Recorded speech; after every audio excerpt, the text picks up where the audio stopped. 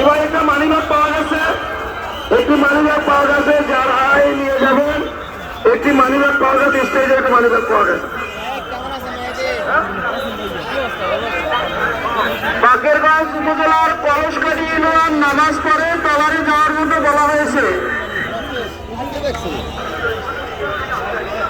মেহেন্দিগঞ্জের উলানিয়া এবং চাঁদপুর ইউনিয়ন থেকে যারা আসছেন, চাঁদপুর উলানিয়া পৌরসভা, আপনাদের লঞ্চ 4:30টায় যেখান থেকে নেমেছেন, যেখানে নেমেছেন ওখান থেকে লঞ্চ চলবে। লঞ্চের ছাড়ার টাইম হলো 4:30টায়। আসসালামু আলাইকুম।